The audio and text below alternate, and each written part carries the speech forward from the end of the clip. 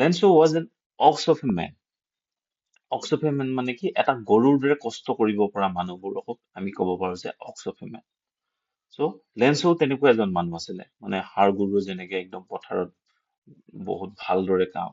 কাম কৰিব পাৰে হাল বাব পাৰে অকল হাল বোৱাই নহয় বিভিন্ন কামত আমি গৰু ব্যৱহাৰ কৰো so he was like that so লেন্সো এজন তেনেকুৱা ধৰণৰ মানুহ আছিলে কৈছে working like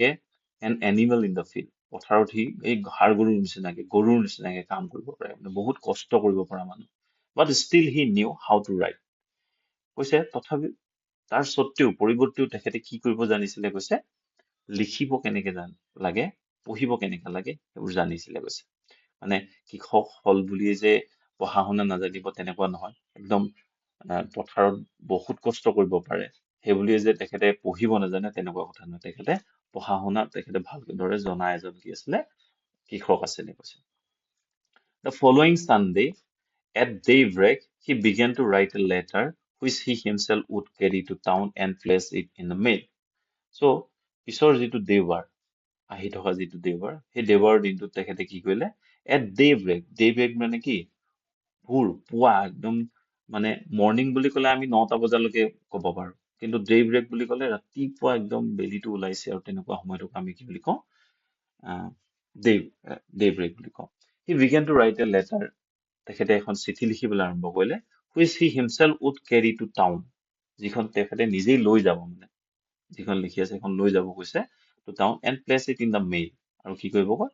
এই ডাকঘৰত পোষ্ট অফিচত গৈ পেলাই যিটো মেইল বক্স আছে তাতে ভৰাই থৈ আহিব it was nothing less than a letter to God এই যে লিখিছে কৈছে নিজে এখন কি লিখিলে কৈছে ভগৱানলৈ এখন চিঠি লিখিলে কৈছে God, he wrote, if you do not help me, my family and I will go hungry this year. God, ভগৱান এনেকে আৰম্ভ কৰিছে if you do not help me যদি তুমি আমাক সহায় নকৰা my family and I will go hungry this year মই আৰু মোৰ পৰিয়াল সকলোৱে কি হ'ব এই বছৰ ভোকতে থাকিব লাগিব কৈছে will go hungry this year I need 100 pesos কৈছে মোক কিমান পইচা লাগে কৈছে 100 pesos মোক 100 pesos টকাৰ প্ৰয়োজন হৈছে কৈছে in order to sow my field again and to live until the crop comes because the hailstorm এইটো এটা কুৱেশ্যন আহিব পাৰে পৰীক্ষাত why did Lenso need 100 pesos Lenso কিয় 100 পেছৰ প্ৰয়োজন হৈছিলে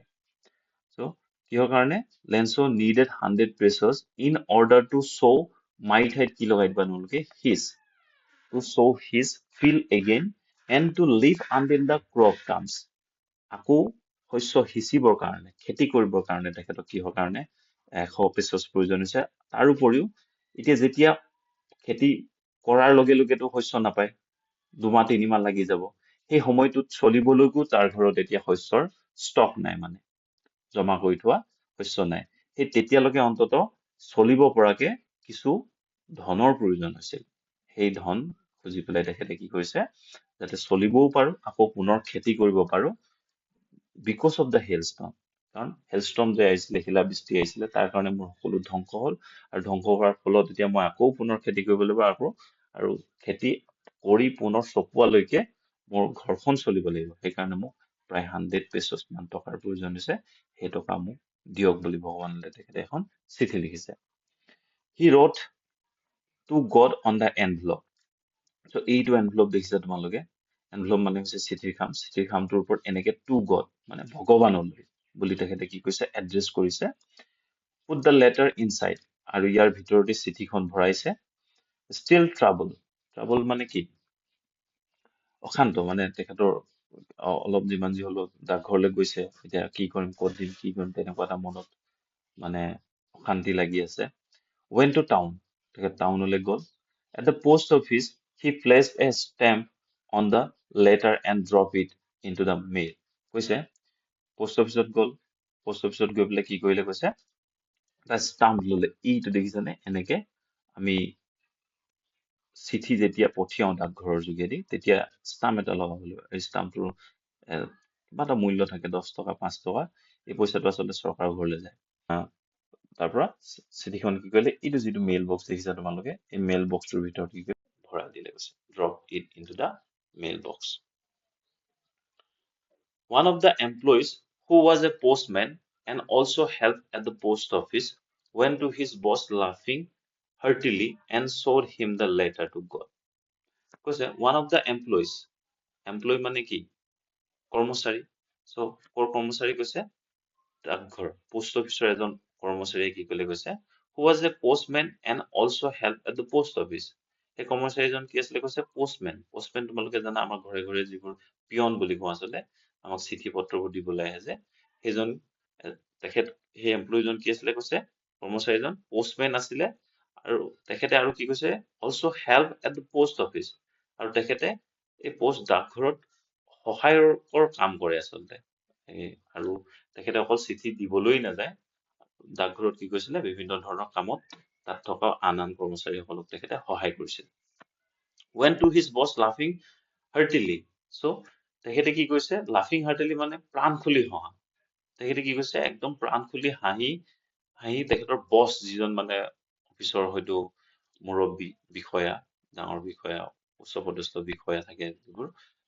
সেইজনৰ ওচৰলৈ কি কৈছে প্ৰাণ খুলি হাঁহি গৈছে মানে never in his career as a postman had he known that address, কৈছে তেখেতৰ গোটেই সমগ্ৰ মানে আজিলৈকে যিমান দিন তেখেতে পিয়ন হিচাপে কাম কৰিছে কৰ্ম জীৱনত আজিলৈকে এই এড্ৰেছটো ভগৱানলৈ বুলি যে লিখিছে টু গড বুলি এই এড্ৰেছটো কি হয় আজিলৈকে পোৱাই নাই কৈছে the postmaster a fat amiable fellow, কৈছে যিজন postmaster মানে কি বুলি কম the postmaster was the boss of the postman, so postmaster জন কেনেকুৱা আছিলে মানুহজন এইটো আমাক describe কৰিবলৈ আহে how was the postmaster was a fat amiable fat মানে কি অকমান শকত মানুহ আছিলে amiable fellow, amiable মানে কি বন্ধুত্বপূৰ্ণ ব্যক্তি সকলোৰে লগত মিলি জুলি থকা মানুহবোৰক আমি amiable বুলি কওঁ also broke out laughing, তেখেতো হাঁহি ৰখাব পৰা নাই মানে so তেখেতো হাঁহিবলৈ ধৰিলে কৈছে but almost immediately he turned serious and tapping the letter on his desk commented, কিন্তু হাঁহিছে প্ৰথমত হাঁহি পেলাই but almost কিন্তু তৎক্ষণাত আকৌ immediately তেখেতে কি হল গৈছে turn serious, তৎক্ষণাত আকৌ মানুহজন কি হল গৈছে serious হৈ tapping the letter on his desk মানে মানুহবোৰকে যে এই কাগজ এখন থৈ পেলাই এনেকে কাগজখনৰ ওপৰত এনেকে এইখনৰ উত্তৰ দিবই লাগিব বুলি কৈ যে এনেকে so তেনেকে তেখেতো কমেন্ট কৰিবলৈ ধৰিছে মানে যে what faith, I wish I had the faith of the man who wrote this letter, তেখেতে কৈছে যে কি বিশ্বাস মানুহজনৰ I wish I had the faith of the man who wrote this letter, কৈছে মোৰো যদি এনেকে এই মানুহজনৰ নিচিনাকে যিজনে চিঠিখন লিখিছে তেনেকে মোৰো যদি ভগৱানৰ ওপৰত ইমান বিশ্বাস থাকিলে হয় starting up a correspondence with God, কৈছে যে মানুহজনে ভগৱানৰ লগত অন্তত সম্পৰ্ক স্থাপন কৰিবৰ কাৰণে তেখেতে চেষ্টা কৰিছে কৈছে মানে যিজন আমাৰ পোষ্ট মাষ্টাৰ আছে তেখেতে লেন্সৰ যিটো বিশ্বাস সেই বিশ্বাসটো দেখি পেলাই আচৰিত হৈ গৈছে মানে যে ইমান বিশ্বাস কেনেকে থাকিব পাৰে মানুহ এজন ভগৱানলৈ চিঠিটো আজিলৈকে মই পোৱা নাই তেখেতে পাই পেলাই আজিলৈকে তেখেতেও লিখি পোৱা নাই কিয় লিখিব so তেখেতৰ তেনেকুৱা পৰিস্থিতি অহা নাই কিন্তু তেখেতে লিখিছে সেইকাৰণে যথেষ্ট মানে সেই বিশ্বাসটোক তৎক্ষণাত সন্মান জনাবলৈ তেখেতৰ মন গল so in order not to shake the writer's faith in God, the postmaster came up with an idea, answered the letter, so কৈছে সেইকাৰণে in order not to shake the writer's faith in God, মানে কি উদ্দেশ্যে in order মানে উদ্দেশ্যে কিহৰ উদ্দেশ্যে not to shake the writer's faith in God, মানে যিজনে লিখিছে চিঠিখন লেখকজনৰ যিটো বিশ্বাস কৈছে এই বিশ্বাসটো কি কৰে চেক নকৰে চেক মানে কি ভঙা বা এনে লৰাই দিয়া so বিশ্বাসটো ভাঙিব বিচৰা নাই মানে তেখেতৰ ভগৱানৰ ওপৰত যে বিশ্বাস আছে লেখকজনৰ লেখক মানে কাৰ কথা কৈছে লেন্সৰ কথা কৈছে so সেই বিশ্বাসটো তেখেতে ভাঙিব বিচৰা নাই so সেইকাৰণে তেখেতৰ এটা আইডিয়া মনলৈ আহিলে the postmaster came up with an idea, তেখেতৰ এটা মনত বুদ্ধি আহিলে কি কৰিব যে answer the letter, তেখেতে এই চিঠিখনৰ উত্তৰ দিব এতিয়া মানে ভগৱান হয় তেখেতেই উত্তৰটো দি দিব answer the letter, তেখেতে কি কৰিব চিঠিখনৰ উত্তৰ দিব but when he opened it, it was evident that to answer it he needed something more than goodwill, ink and paper, এতিয়া কথা হল কি যেতিয়া but when he opened it যেতিয়া তেখেতে খুলিলে কৈছে খোলোতে কি দেখিবলৈ কৈছে ইট ৱাজ এভিডেণ্ট ডেট তাত লিখা আছে কি বুলি যে বা তেখেতে গম পালে যে টু এনচাৰ ইট এই চিঠিখনৰ উত্তৰ দিবৰ কাৰণে হি নিডেড চামথিং মোৰ তেখেতক বেলেগ কিছুমান বস্তুৰ প্ৰয়োজন হ'ব কিহতকৈ বেলেগ বস্তু than good will ink and paper তেখেতৰ যে সেই গুড উইলটো জাগিছে মনত এটা ভাল ভাৱ জাগিছে যে তেখেতে উত্তৰ দিব সেইটোৱে কামত নিদিব ink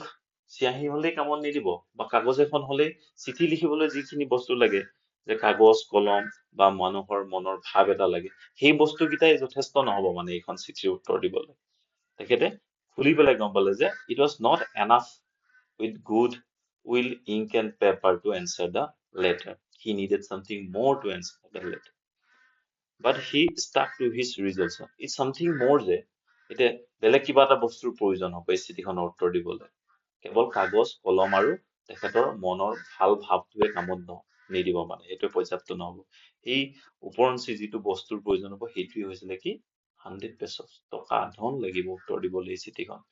But he stuck to his resolution. কিন্তু তেখেতে লোৱা যিটো সিদ্ধান্ত সেই সিদ্ধান্তত তেখেতে কি কৰিব কৈছে he stuck to his resolution মানে তেখেতৰ সেই যিটো সিদ্ধান্ত ল'লে সেইটোতে তেখেতে বৰ্তি থাকিব বিচাৰিছে মানে মই উত্তৰ দিম বুলি ভাবিছো যেতিয়া দিমেই he asked for money from his employees তাতে যিবোৰ কৰ্মচাৰী আছিলে সকলোকে তেখেতে কি কৰিলে কৈছে পইচা খুজিছে মানে পইচা মানে এনেকে কাৰোবাক সহায় কৰিব লাগিব বুলি হয়তো গম কৈছে সকলোকে এপিল এটা কৰিছে he himself gave a part of his salary তেখেতে যিমানবোৰ কৰ্মচাৰী আছে সকলো খুজিছে পইচা ইয়াৰ উপৰিও তেখেতে নিজেই নিজৰ চেলাৰীৰ পৰাও কি কৰিছে কৈছে এটা পাৰ্ট মানে অলপ ধন তাত দিলে গৈছে part of his salary and several friends of his were obliged to give something for an act of charity কৈছে তাৰ উপৰি তেখেতৰ বন্ধু আছিলে বন্ধুবোৰকো তেখেতে মান্তি কৰাইছে obliged মানে কি মান্তি হৈছে সকলোৱে কি কৰিবৰ কাৰণে to give something কিবা নহয় কিবা দিব মানে কি কাৰণে for an act of charity মানে কি মানুহক দান দিয়া যে so দান দিও বুলি বিপদত পৰা মানুহক দান দি কিছুমান মানুহে ভাল পাইছে so কিছুমান মানুহক তেখেতে oblige কৰিছে মানে মান্তি কৰোৱাইছে যে দে মানুহজন এনেকে বিপদত পৰিছে এনেকে পইচা ভগৱানলৈ সহায় বিচাৰি চিঠি লিখিছে কিন্তু আমি উত্তৰ দিম বুলি ভাবিছো কিবা এটা দিলে ভাল হ'ব আৰু এইটো তাত দান দিয়া হ'ব মানে বিপদত পৰা মানুহক দান দিয়াটো সকলোৰে কৰ্তব্য তেনেকে বহুত তেখেতৰ বন্ধু বান্ধৱো এনেকে দিবলগীয়া হ'ল মান্তি হৈ গৈছে